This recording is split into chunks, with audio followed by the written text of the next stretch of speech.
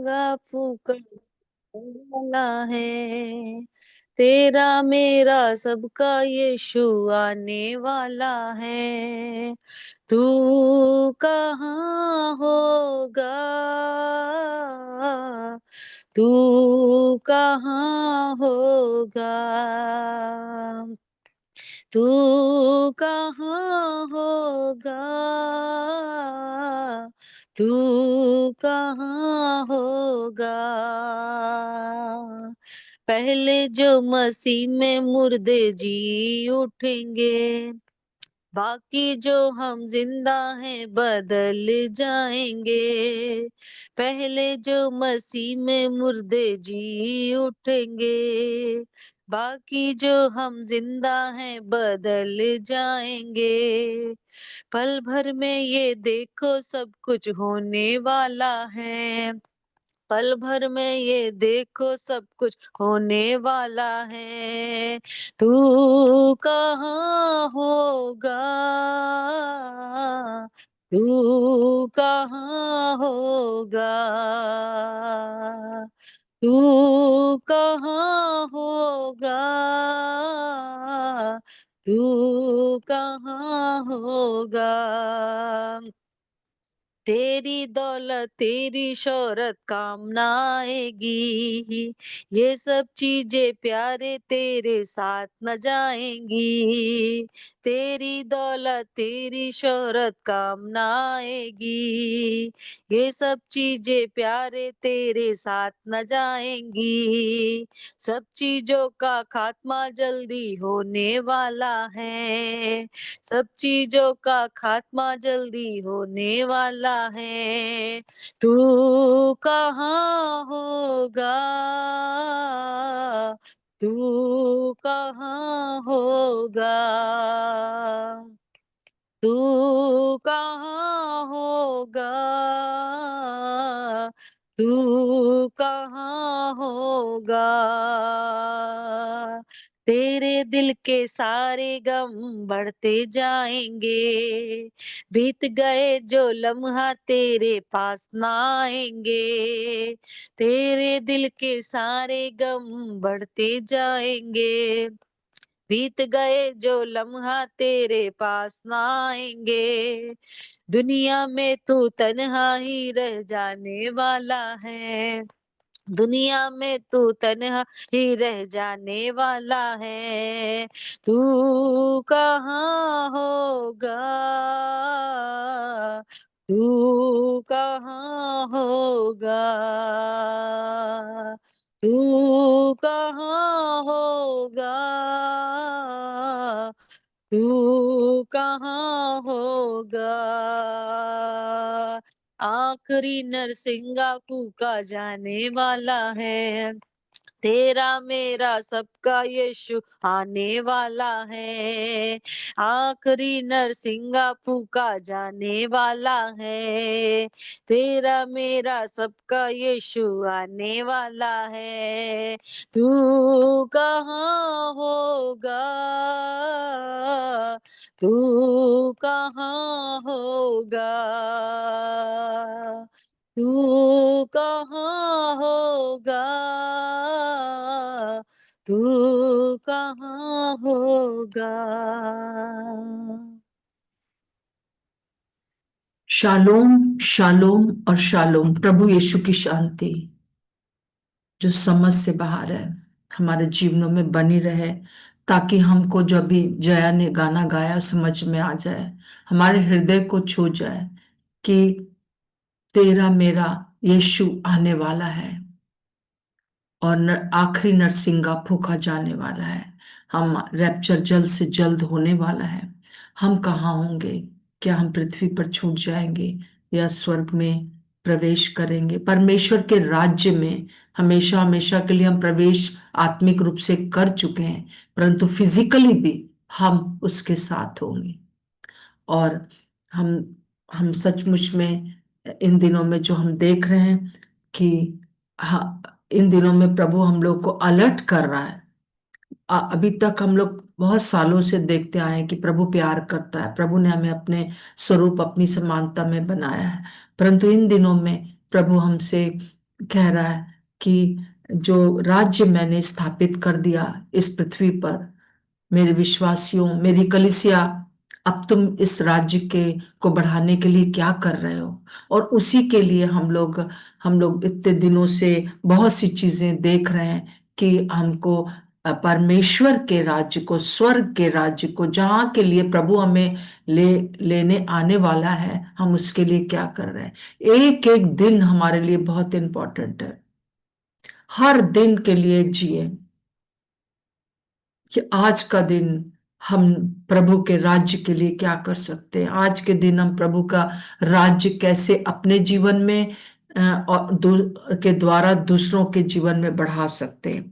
हम उसमें हमने देखा है पिछले दिनों कि किस प्रकार से 2025 साल पहले जो प्रभु यीशु मसीह ने उस राज्य की स्थापना कर दी, और अब कलीसिया के हाथ में सौंप दिया है कि हम उन अधिकारों को जो प्रभु यीशु मसीह के हैं लेकर हम इस राज्य की स्थापना करें। परंतु बीच में बहुत सी चीजें हिंड्रेंस बन जाती हैं, जो हम लोग 20 बातें देख चुके हैं। पूरा हम लोग अगर देखें, मतलब 5वें अध्याय से, मत्ती 5 से हम देखते हैं 20 बातें हम देख चुके हैं कि कौन सी ऐसी बातें हैं जो कि हमको फरीसियों और सदूकियों से बढ़कर होनी है धार्मिकता, ताकि हम परमेश्वर के राज्य में प्रवेश कर सके और दूसरों को भी प्रवेश करा सके। उसके लिए आज हम 21वीं बात देखने जा रहे हैं। और मैं चाहती हूँ कि आप हर रोज जब आप बैठते हो अपनी बाइबल लेकर, तो पीछे से आप देखना शुरू करो कि किस प्रकार से सॉरी, आप जो है वो इन इन इन 20 बातों को आप कर रहे हैं कि नहीं कर रहे हैं। बार बार आप दोहराएं अपने मन में, जैसा आज गाना गाया गया, कि हम सच में अपने आप को अलर्ट करें। प्रभु आपको अपने राज्य को यहाँ पर स्थापित करने के लिए बड़े बड़े काम करना चाहता है, परंतु हिंड्रेंस जो है उसको हम हटाते रहें। तो हम देखते हैं कि 21वीं बात जो है वो है मत्ती 6 का, और उसका 19 से 24 तक हम देखने जा रहे हैं। मत्ती 6 का 19 से 24 के बीच में हम एक और बात को देखेंगे कि क्या बात है जो कि हमको इस राज्य के लिए हमको क्या ध्यान में रखना है, किनको प्रभु अपने साथ ले जाएगा और किनको जो है वो इस्तेमाल करेगा परमेश्वर के राज्य को बढ़ाने के लिए। और वो है 19 से 24। आपके सामने अगर बाइबल है तो आप निकाल सकते हैं, और कोई भी जन जो है इसको पढ़ दीजिए, 19 से और पूरा 24 तक पढ़ दीजिए। ध्यान से देखिएगा, 3 प्रकार की बातें हैं यहाँ पर जिनको हम देखने जा रहे हैं, 3 प्रकार से। जी। अपने अपने लिए लिए पृथ्वी पृथ्वी पर पर धन इकट्ठा ना करो, करीब जहाँ कीड़े और कोई भी एक जन काई पढ़ दीजिए। हाँ, आरती आप पढ़ दीजिए।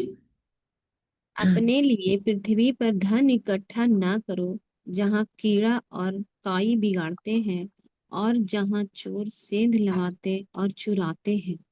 परंतु अपने लिए स्वर्ग में धन इकट्ठा करो, जहाँ ना तो कीड़ा और ना कोई काई बिगाड़ते हैं, और जहाँ चोर न सेंध लगाते और न चुराते हैं, क्योंकि जहाँ तेरा धन है वहां तेरा मन लगा रहेगा।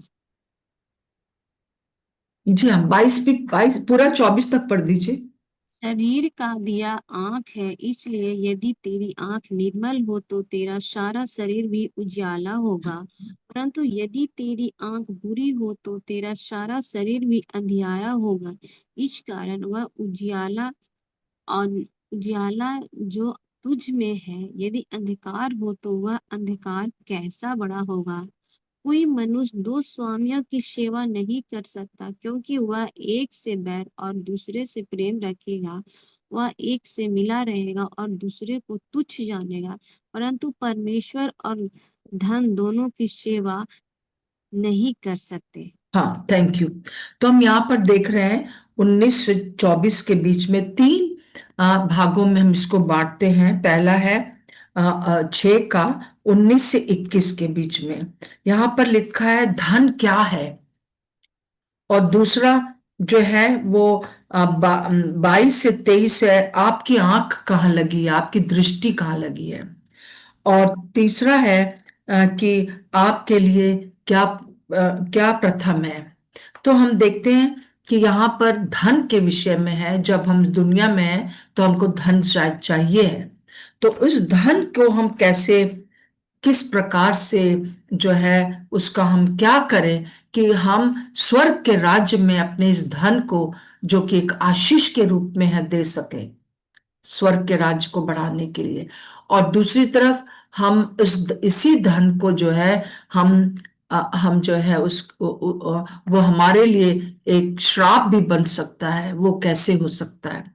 तो हम देखते हैं कि यहाँ पर जो 19 से 21 के बीच में है, धन जो आया है, यहाँ पर अगर आप इंग्लिश बाइबल में पढ़े, धन एकदम साधारण बात है कि सबको धन चाहिए, पैसा चाहिए, और बैंक में भी पैसा चाहिए और घर में खर्चे के लिए भी पैसा चाहिए।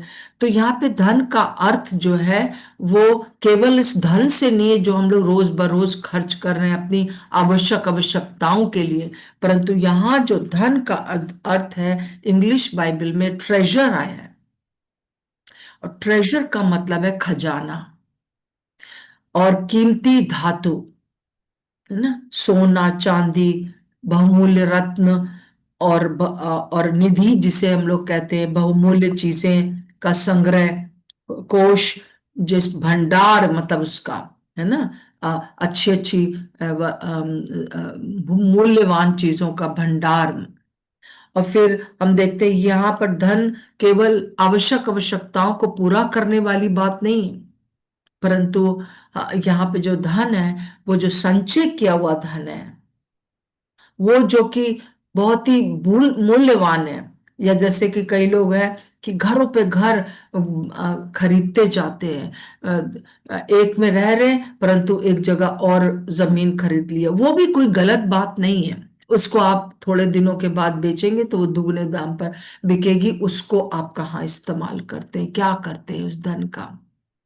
और हम जैसे कि यहाँ पर इस 19 और 20 में दो प्रकार के धन के बारे में है।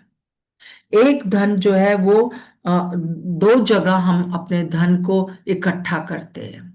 हम जितने भी यहाँ पर हैं, हम सब के सब दो प्रकार से दो जगह के ऊपर धन इकट्ठा करते हैं।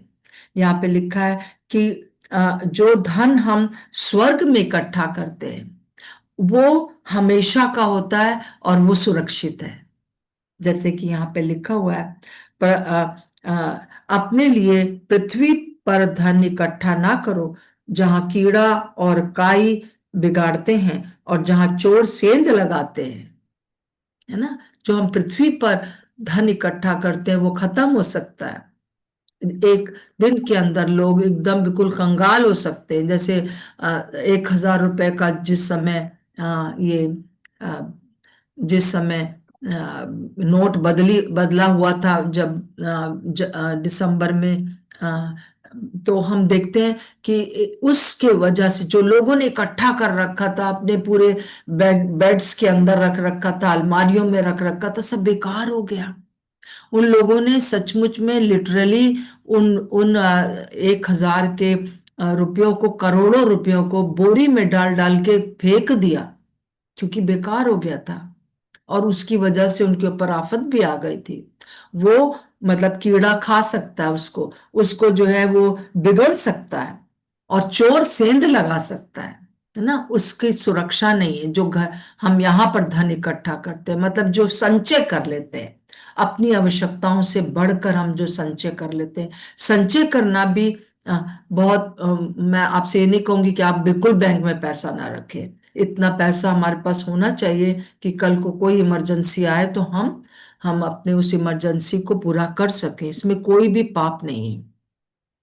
परंतु जो जो मैंने बताया यहाँ पे ट्रेजर, धन, खजाना, उसके बारे में, अपनी आवश्यकताओं से ज्यादा जब हमारे पास हो जाता है, जो कि मैं अभी आपको नोटबंदी के बारे में बता रही हूँ, और उस समय। और दूसरी जगह होती है परंतु अपने लिए स्वर्ग में धन इकट्ठा करो, जहां ना तो कीड़ा और ना और काई बिगाड़ते हैं और ना चोर सेंध लगाते हैं। तो दूसरा धन जो है हमारा स्वर्ग में इकट्ठा होता है। अब जो जो संसार में इकट्ठा होता है उस वो सुरक्षित नहीं रहता है, वो थोड़े समय का होता है। वो इस प्रकार से होता है जैसे मान लीजिए कि एक कुत्ता अपनी पूंछ को पकड़ना चाहता है, ठीक है। तो क्या करता है कुत्ता, आपने देखा होगा कई बार, वो पूंछ में अगर खुजली लग रही है या पूंछ को पकड़ना चाह रहा है तो वो क्या करता है, गोल गोल गोल गोल गोल गोल घूमता है पूंछ पकड़ने के लिए, परंतु वो पकड़ नहीं पाता अपनी पूंछ। बिल्कुल उसी प्रकार से कई विश्वासी लोग संसार की जो जो वैभव है, संसार का जो खजाना है, संसार की जो चीजें अपने लिए अपने बच्चों के लिए इकट्ठा करना चाहते हैं, और उसकी वजह से वो उसी के पीछे दौड़ते रहते हैं और बहुत सी बातों में फंस जाते हैं। और यहाँ पर जैसे लिखा है 21वें पद में कि क्योंकि जहां तेरा धन है वहां तेरा मन लगा रहेगा। आपका मन कहाँ लगा है? मैं आपसे ये नहीं कह रही हूं फिर से कि एकदम कंगाल हो जाइए, सब कुछ बांट दीजिए, नहीं, परंतु जो आपकी आवश्यकता है प्रभु पूरा करेगा, ये मेरा अपना विश्वास है। और हमारा मन जो है वो स्वर्गीय बातों पर लगा रहे, और पृथ्वी पर की नहीं परंतु स्वर्गीय वस्तुओं पर ध्यान लगाओ। कुलूसियों 3 में अगर आप पढ़ते हैं 1 से 2 के बीच में, तो आपको ये बहुत मिल जाएगा। फिर हम देखते हैं सुलेमान जो बहुत बड़ा वैभवशाली था, उसके पास बहुत धन था, सब कुछ उसके पास था, परंतु वो अंत में जो है वो सफोपदेशक 5 का 10 में देखिए क्या कहता है, जो रुपए से प्रीति रखता है वो रुपए से तृप्त ना होगा, और ना बहुत धन से प्रीति रखता है, लाभ से ये भी व्यर्थ है। जो बहुत लाभ चाहता है उसी में लगा रहता है, उसका मन जो है पूरी तरह से बस पैसे को 2 से 4, 4 से 8 करने में लगा रहता है। बिजनेस करना या पैसे इकट्ठा करना बुरा नहीं है, परंतु खजाना होना और अपने लिए बस रखना, अपने बच्चों के लिए रखना, और और ना केवल धन परंतु और भी पैसा, हमारा हमारा समय, हमारा जीवन कहाँ लगा हुआ है।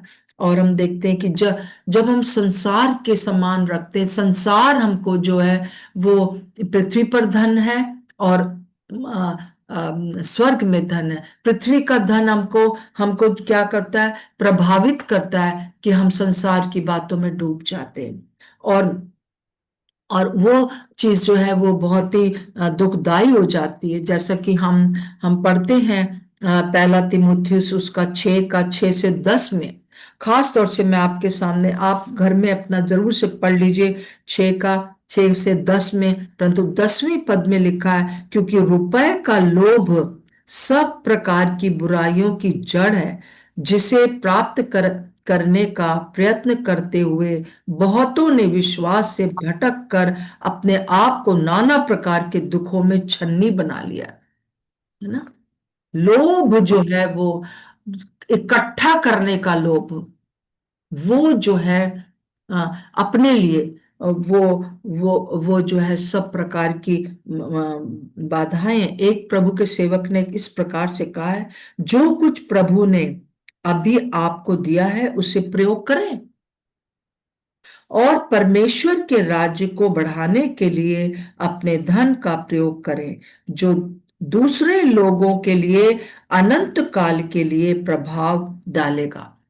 आप जो परमेश्वर के राज्य को बढ़ाने के लिए पैसा देते हैं, हम लोग दशमांश दे देते हैं बस छुट्टी, और फिर कभी कभी तो लोग पूरा पूरा दशमांश भी नहीं देते, और कई लोग जो है दशमांश वहां देते हैं जहां पर कोई प्रभु का राज्य की बढ़ोतरी हो ही नहीं रही है, उनको पता ही नहीं है कि कहाँ पर दें, है ना। परंतु जो हमारा जो बढ़ा हुआ धन है वो हमको ऐसी जगह लगाना है जहां परमेश्वर के राज्य के लिए कार्य हो रहा है, ऐसे गरीब प्रभु के सेवकों को देना है, ऐसी जगह देना है जहां पर कि जहां पर कि परमेश्वर का राज्य बढ़ सके। सो इस प्रकार से हम देखते हैं इस पूरे सेक्शन में कि हमारा हमारा मन जो है वो वो परमेश्वर के कार्य के लिए लगा रहे। फिर दूसरा जो है हम देखते हैं कि 6 का 22 से ये एक ही चीज है, धन के बारे में है। 22 और 23 में लिखा है कि हाँ, शरीर का दिया आंख है, इसलिए यदि तेरी आंख निर्मल हो तो तेरा सारा शरीर भी उजाला हो जाएगा, परंतु यदि तेरी आंख बुरी हो तो तेरा सारा शरीर भी अंधियारा हो जाएगा। यहाँ पे जो दो बातें आई हैं, उजियाला और अंधियारा। अंधियारा जो है वो संसार की सोच है, विचार है। संसार का जो विचार हमारे अंदर आ जाते हैं, दुनिया के विचार, तब क्या होता है, वो अंधकार है। हम जब जब दूसरे विश्वासी लोग भी कई बार इन सब चीजों में पड़े रहते हैं, इसलिए हमको सतर्क रहना जरूरी है, आत्मा में भी और वचन के द्वारा भी, कि हमें पवित्र आत्मा बता सके कि यहाँ पर जो है वो प्रेम जो हम कर रहे हैं वो संसार से कर रहे हैं, और उजियाला जो है वो स्वर्ग की सोच है। तो हमारा पूरे समय ध्यान जो है स्वर्ग की खोज में रहे। हमारी दृष्टि कहाँ लगी, हमारा विजन कहाँ लगा है, हम क्या देख रहे हैं? क्या हम स्वर्ग की तरफ देख रहे हैं या हम सिर्फ पृथ्वी में ही देख रहे हैं? हमारी आंखें जो है वो स्वर्ग की ओर लगी रहे, मतलब स्वर्ग के राज्य को हम कैसे बढ़ाएं, अपने धन के द्वारा, अपनी ताकत के द्वारा, अपने समय के द्वारा, पूरा हमारा जीवन जो है हमारी अपनी नौकरी के द्वारा, कुछ भी हम करें, हम हम परमेश्वर के राज्य को किस प्रकार से आगे बढ़ा रहे हैं, इसके लिए हम देखें। और फिर हम देखते हैं कि 6 का 24 में लिखा है कि कोई मनुष्य दो स्वामियों की सेवा नहीं कर सकता है। एक से बैर रखेगा, मतलब कि एक से बैर रखेगा और दूसरे से प्रीति रखेगा। तो तुम परमेश्वर और धन दोनों की सेवा एक साथ नहीं कर सकते हो। हमको हर समय अलर्ट रहना है, हर समय, कि हम अपना धन जो है कहाँ लगा रहे हैं। हमारे हमारे दो स्वामी हैं, और दो दो या तो परमेश्वर हमारा स्वामी है या संसार हमारा स्वामी है, संसार की बातें हमारा स्वामी है, संसार के विचार हमारा स्वामी है, और उसी में हम रहते हैं, है ना। और दोनों की सेवा एक साथ करना मुश्किल है, हमको हमको चुनाव करना पड़ेगा ना। हमको चुनाव करना है कि हम क्या किसकी सेवा करें। और मैं आपके सामने एक उदाहरण लेना चाहती हूँ, जो कि लूका उसका 18 से, और पूरा हम देखते हैं कि कोई फिर से कोई पढ़ दीजिए, 18 से 23 तक पढ़ दीजिए, ध्यान से सुनिएगा कि यहाँ पर उस जवान जो व्यक्ति था, धनी व्यक्ति था, उसने प्रभु ने उसको क्या कहा। हाँ, पढ़ दीजिए, लूका किसी सर, 18 से 23। जी। किसी सरदार ने उससे पूछा, हे हम्म। उत्तम गुरु, अनंत जीवन का अधिकारी होने के लिए मैं क्या करूं? यीशु ने उससे कहा, तू मुझे उत्तम क्यों कहता है? कोई हम्म। उत्तम नहीं, केवल एक, अर्थात परमेश्वर। तू आज्ञाओं को तो जानता है, व्यभिचार न करना, हत्या न करना, और चोरी न करना, झूठी गवाही न देना, अपने पिता और अपनी माता का आदर करना। उसने कहा, मैं तो इन सब को लड़कपन से ही मानता आया हूँ। यह सुन यीशु ने उससे कहा, तुझ में अब भी एक बात की घटी है। अपना सब कुछ बेचकर कंगालों को बांट दे और तुझे स्वर्ग में धन मिलेगा, और आकर मेरे पीछे हो ले। वह यह सुनकर बहुत उदास हुआ, क्योंकि वह बड़ा धनी था। जी हाँ। तो यहाँ पर प्रभु यीशु मसीह जो है वो उसको एक मरकुस में अगर हम पढ़ते हैं तो प्रभु यीशु मसीह ने बहुत प्यार से देखा। जब उसने कहा ये तो मैं बचपन से मानता आया हूं, प्रभु ने उसको बहुत प्यार से देखा, परंतु उसने कहा तेरे में अब भी एक बात की घटी है। कई बार हम लोग बहुत प्रभु को प्यार करते हैं, प्रभु के पीछे चलते हैं, हर एक बात को करते हैं।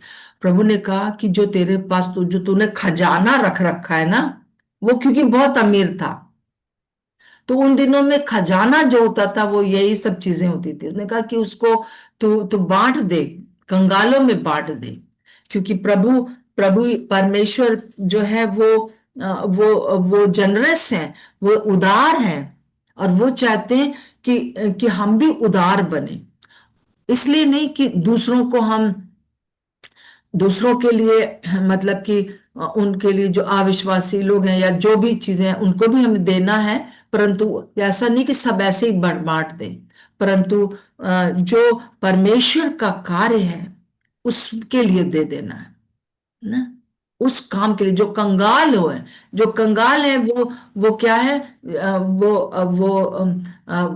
भूखे और प्यासे हैं, उनके लिए हमको अपने धन को दे देना है, ताकि वे प्रभु का वचन सुने और वो भी स्वर्ग के राज में शामिल हो जाए। और हमको जो है वो अ, अ, जो है हमको स्वर्ग में, हम अपना धन स्वर्ग में रखेंगे, जहाँ कुछ भी नहीं हो सकता। यहाँ का धन तो एकदम खत्म हो जाएगा। जैसे कि हम पढ़ते हैं कि किस प्रकार से एक जो वो था, अ, मूर्ख भंडारी था, उसने किया, उसने क्या किया कि अब मैंने सब कुछ भर लिया है, इस बार मेरा बहुत ज्यादा फसल हुई, अब मैं बड़े बड़े गोदाम बना लिए उसने और सब भर लिया, परंतु और बड़ा खुश था उस रात को। परंतु परमेश्वर ने उससे कहा, हे मूर्ख, यदि आज ही तू इस दुनिया में अब नहीं रहेगा तो ये सब कहाँ जाएगा। हम पूरा साल भर वो यही करता रहा होगा कि ये भंडार भर, वो भंडार भर, है ना, परंतु अंत में वो मूर्ख ही निकला। तो हम देखते हैं कि आज हम चुन लें कि हम किसकी सेवा कर रहे हैं। मतलब कि एक उदाहरण मैं देना चाहती हूँ। कई बार ऐसा हुआ है मेरे जीवन में कि लोगों को जब हमने दिया है तो लोगों ने बेवकूफ भी बनाया है।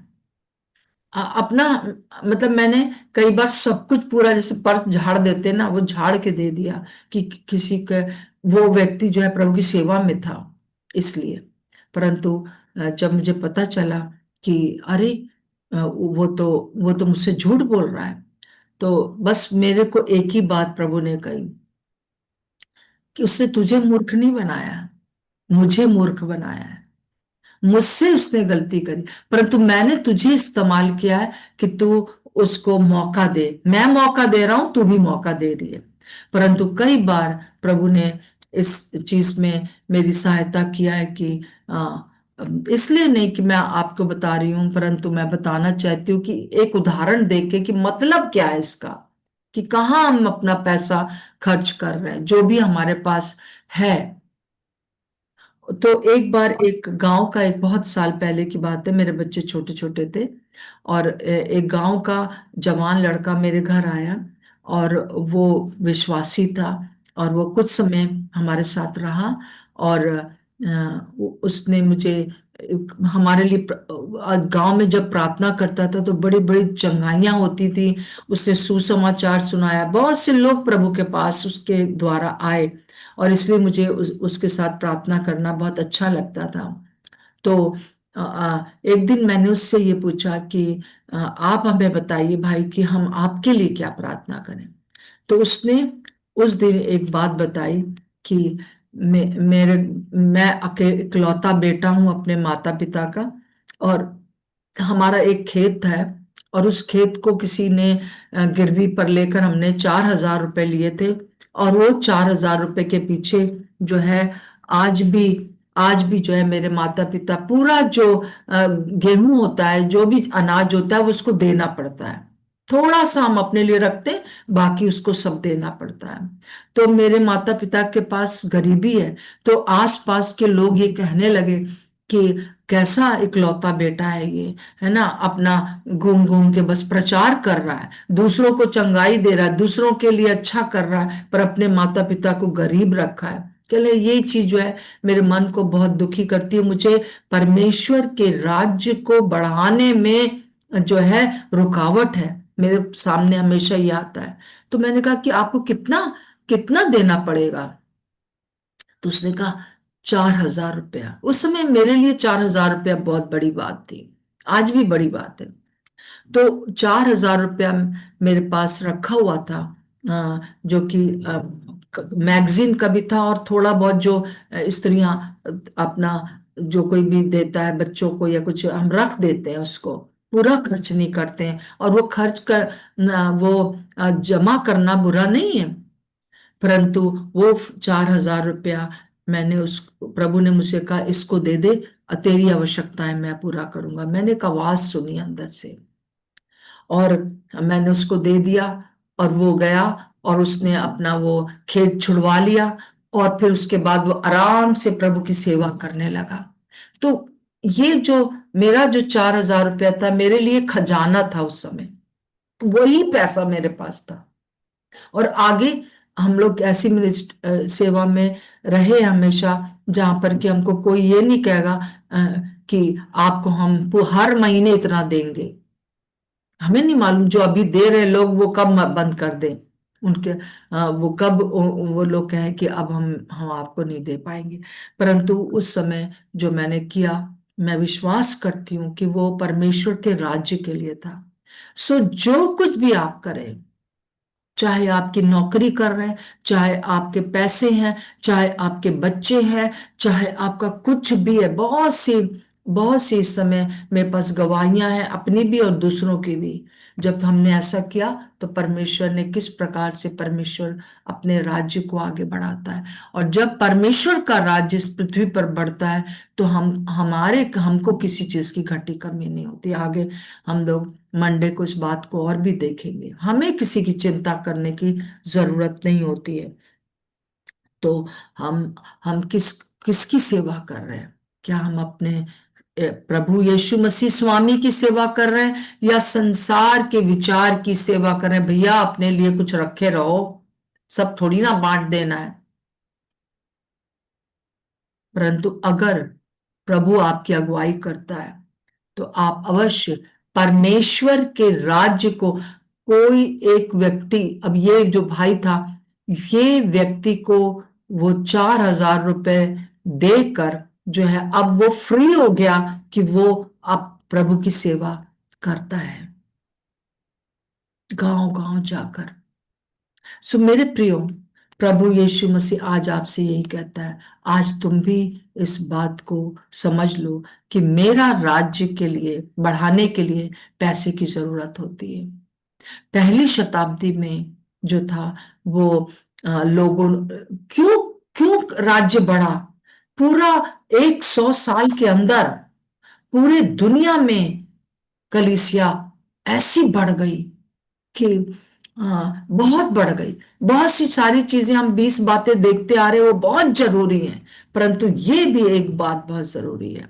जिनके पास पैसा होता था उस समय, वो अपनी अपनी जमीन बेचकर कलीसिया में दे देते थे, और वो पैसा जो है सबको बढ़ जाता था। क्यों? क्योंकि उस समय सताव के कारण बहुतों की नौकरियां छूट गई थी, बहुतों को इधर से उधर भागना पड़ रहा था अपना सब छोड़कर।